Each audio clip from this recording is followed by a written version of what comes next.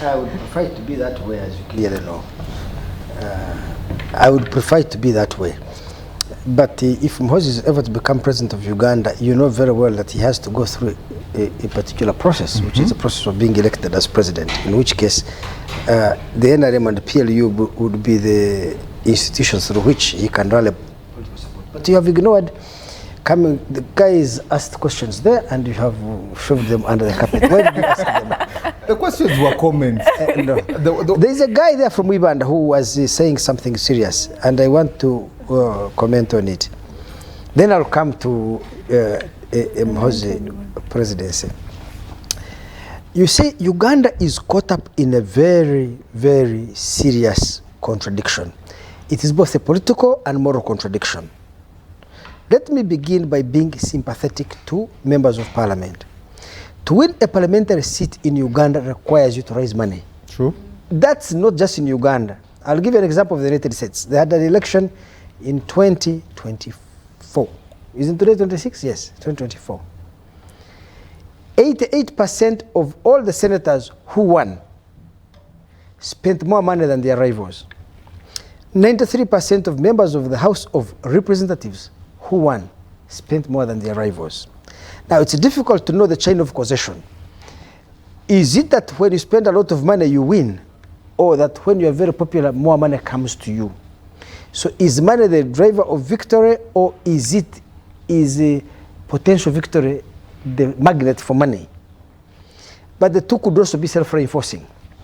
So, an American philosopher called Will Durant, whom I hold in high esteem, wrote saying that the three forms of government that have been known to man and are durable. One is theocracy, ruled by religious clerics. The other is aristocracy, ruled by birth. And the third is democracy, ruled by money. So Uganda has pursued democracy, which is ruled by money. So across the world where you have democratic contestation, people have to raise money to reach voters, to campaign and win.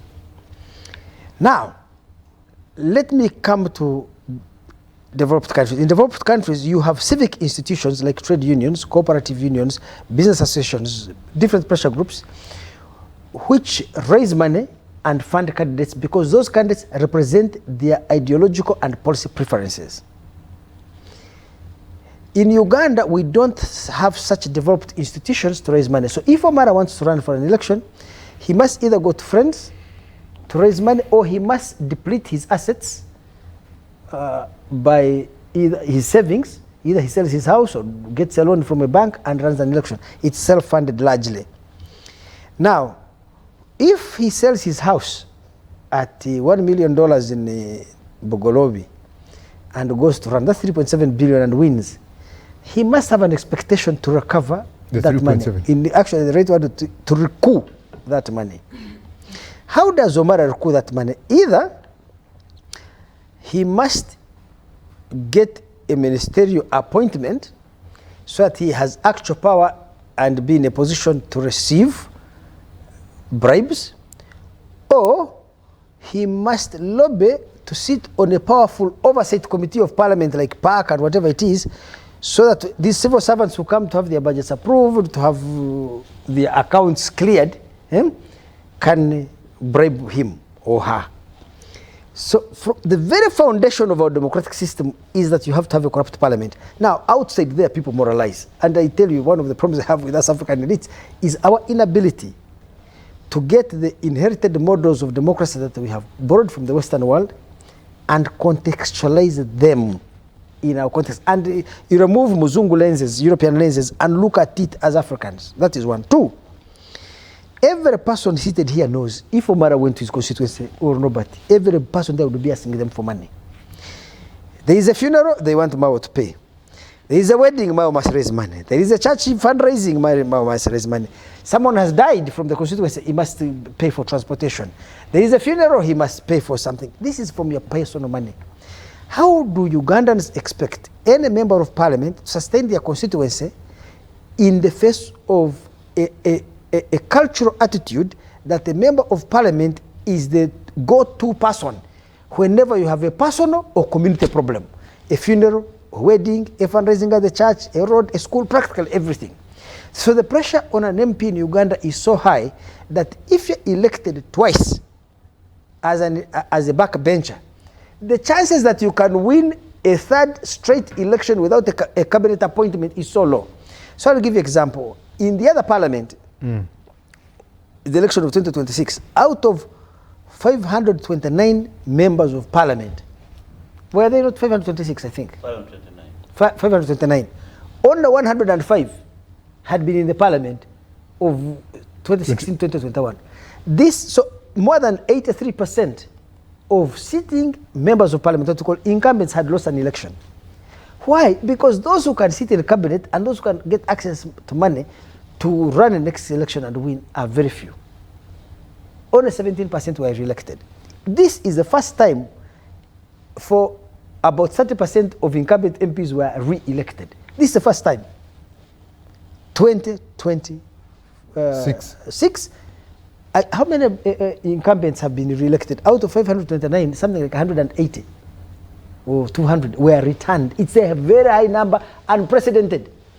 So, if we're going to analyze members of parliament, let me come to even Anita Among. Remember, I'm very critical of Anita Among, but I criticize her with sympathy. Why am I sympathetic to her? Anita Among was the quintessential Democrat or democratic person. She had the intuition to know that managing parliament and securing the vote requires a lot of money.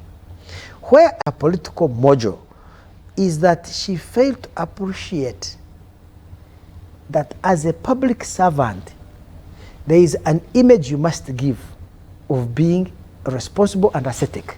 Ascetic meaning you get a Rolls Royce, whether you bought it or not, it doesn't matter. You build these gorgeous mansions in Kololo, in Nakasero, in Kigo. I think those things really destroyed her credibility and her profile as a leader. And as I have told you earlier, I don't think her problem was corruption. In fact, I think she reduced the amount of money being spent by the president on parliament. And most of the money she took out of parliament was not for her personal use. It was to lubricate, to grease the wheels of democratic politics in parliament. Now, let me warn you people.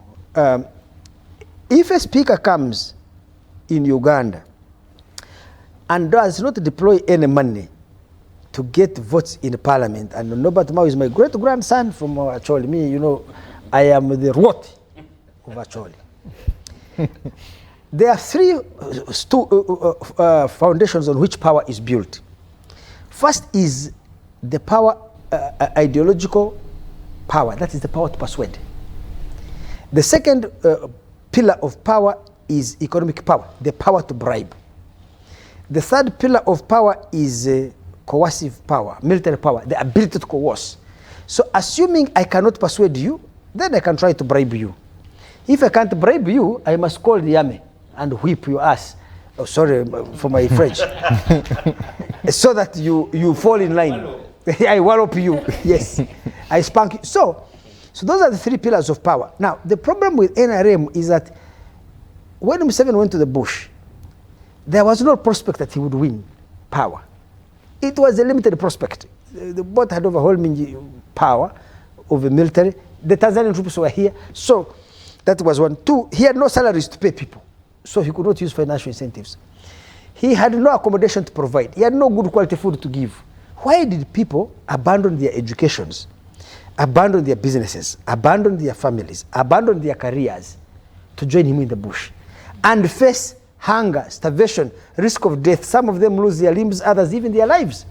Because Museveni sold a great idea. At that time it was called Siasa, to liberate the country from tyranny, to liberate the country, the economy from foreign control, to make Uganda a democratic, prosperous, human rights respecting country. Right? Those were great ideals and people followed him in droves and he succeeded.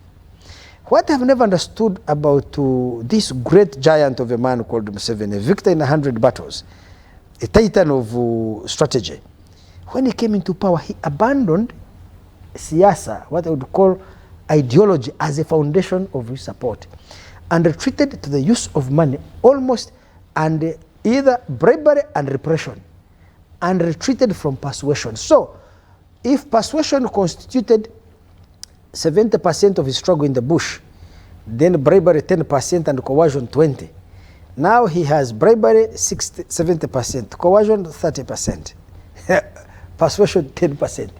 I would need to understand what are the structural incentives that drove him to that.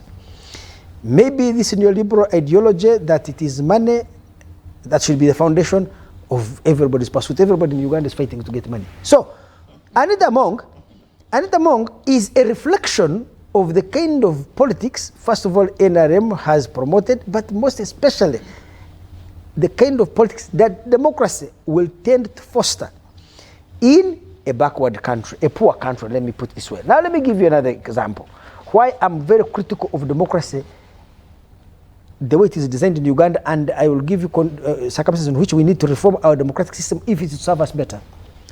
The longest serving democracy in a poor context in the world is a country called India. It is the largest democracy, and it's only a poor country with a low per capita income that has sustained democracy over a period of 80 years. Next year they make it 80 years of democracy.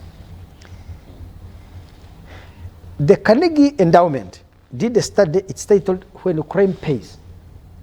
Please search it on Amazon, buy it, When Ukraine Pays. And they were looking at the 2014 elections in India. And this is what they found. India has a parliament of 630 members, 1.4 billion people. So it should tell you, Uganda with 50 billion, we have a parliament of 500. The other guys with 1.4 billion, they have a parliament of 630. So India has a parliament of 630. There were 2,000 candidates for those 630 seats. 2,000 candidates. Of those 2,000 candidates, 700 had criminal charges on them. 700. 168 of the MPs who won, which is 1/3 of the entire parliament, had criminal charges on them. 33 won an election from jail. They were in jail. Let me make it brief for you. The Carnegie Endowment concluded from their study, they found that in every election, the share of criminals in parliament grows by 2%. Every election. And a person with criminal charges on them has a 3 times higher chance of winning than an honest Norbert Mao. So the more you consolidate democratic competition and contestation, the more you will, in a poor context, you are likely to increase criminality. Now, what was their conclusion? They said, you see, if you look at the Nordic countries or European countries, they first developed institutions of capitalism, transformed from being agrarian societies into modern industrial countries. The per capita income increased, the level of education increased. Once they had transformed from backward countries into advanced countries, democracy was instituted on top of strong state institutions, strong political cultural values and traditions that are embedded in the society.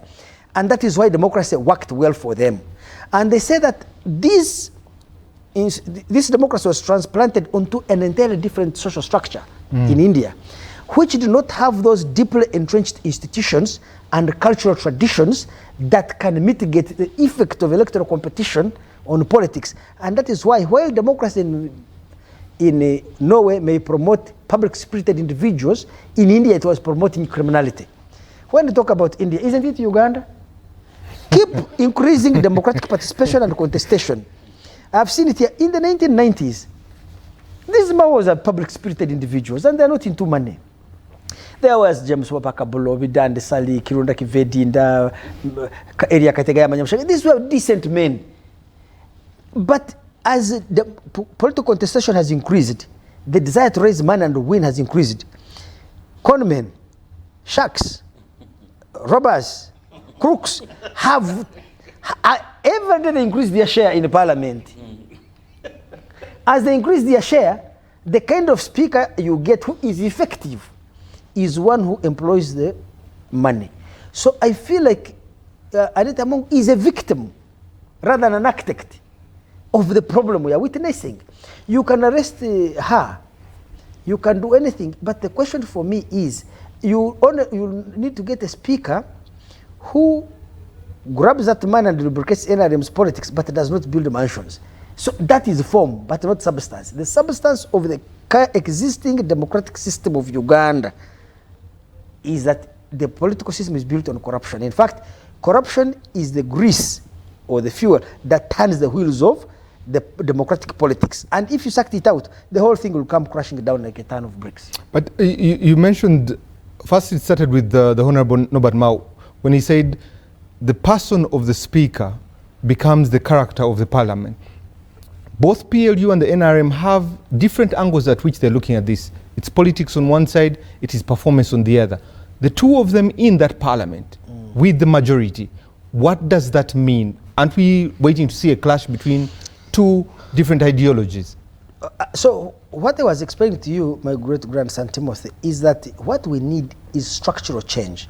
If we keep the system the way it is right now, we are unlikely to resolve the problem. I tell you, if or both, my grandson or both, let me be your prophet of doom. Should you go to that parliament, there is a man I sat with here called Paul Mwesugu. I told him they're going to kick him out. So let me also be or both is prophet of doom.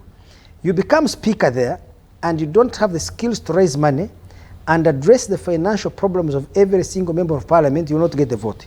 You will not even help the president achieve his goals. So you'll either have to acquire those skills, but I'm happy the president has sustained Thomas Tayebwa because he's skilled at it, he knows it. What Uganda needs to do is, first, we need to liberate the individual MP called Norbert Mao and Omara here from facing a constituency. I believe Uganda needs proportional representation. You find it in South Africa. Welcome to DP. Yes. You find it in South Africa, you find it in Europe, you find it in Rwanda, where political parties contest as parties, not as individuals. Now, the share of votes you get, if you get 50% of the votes as a party, you will have a list from a number. Let me assume the parliament is on 100 members, and the DP got 50% of the vote. It will have a list of 100 people from number 1 to number 100. The first 50 take over the seats in parliament. The Mwenda party got 10% of the vote. It will have a list of 100. The first 10 got seats in parliament because of 10%. Why is that important? It means that none of these people on the list needed to go directly and bribe voters, because voters don't elect individuals, they elect parties. So bribery may not be eliminated, will be minimized. Of course, I have my friends who criticize this system. They say, look, Andrew, who draws up that list? It means that you are shifting power from the general electorate to the party bosses. So bribery will shift from bribing the multitude of voters to bribing a small number of party bosses, party leaders, who draw the list and say, Mwenda should be number 1, Omar should be number 7, Mao should be number 49. You may not get 49% of the vote, in which case that is, in terms of redistribution of income, you have shifted income from a multitude of 20 million Ugandan voters, right? To a small group of maybe hundreds, a few hundred party bosses. So it has a weakness, but that weakness I am willing to suffer it, that cost, if only it reduces the incentive of MPs to sell their properties, raise money. Let me come to the second point. So Andrew Mwenda sold his house and went and won an election, and he needs to recover the money. But you're asking Andrew Mwenda to hold public officials to account, yet Andrew Mwenda's interest is to recover his money by actually using his position in the PAC, Public Accounts Committee of Parliament, to insist that Mao, who came as permanent secretary to the Minister of Defense, and there are reports of the Auditor General showing that he stole money. Andrew Mwenda wants Mao, who has come as a permanent secretary, right? But has issues. Mao's interest is to ensure that his corruption is hidden. So he gives me a bribe on PAC. So the parliamentary oversight committees cannot perform their function in our context, because then they also become part of the layers of corruption. The same applies to PPDA, IGG, this anti-corruption thing at State House. Because if I'm an official of IGG's office and we are going to investigate so and so, assuming that person gives me money, the government salary, they pay me, the bribe may be my salary for the next 4 years. Thank you. What is my choice? So the first thing for me is to create proportional representation, to liberate our democratic process from individual constituencies, so that no individual is under pressure to pay bills and of constituencies. The final thing I wanted to comment about this proportional representation: DP will be incentivized to get the best of its best, actually, to be on the list. NRM would get the best of the best. Right now, riffraffs are the ones winning. So now put yourself in President Museveni's shoes. Now I have to sympathize with the president. It is these conmen, crooks, and whatever who win huge majorities and deliver the vote. So if you are president and appointing the cabinet, who would you pick? Some honest man out there with no political constituency, what does he bring on the table? Or guys who have actually won an election. And as we say in India, the increasing share of criminals and incompetents, this parliament, you go and look at their CVs, it's not a very serious parliament. So the president himself is constrained in the number of people, the pool of people from which he can select high credentialed individuals to lead ministries. And that is a challenge Uganda is facing, that ultimately for us to have honest people, people of integrity and competent people, to be ministers, we need them. We need to end this constituency voting and go to proportional representation. Thank you. That's my final thing, my grandson. I'm sorry, I have taken. Honorable Mara,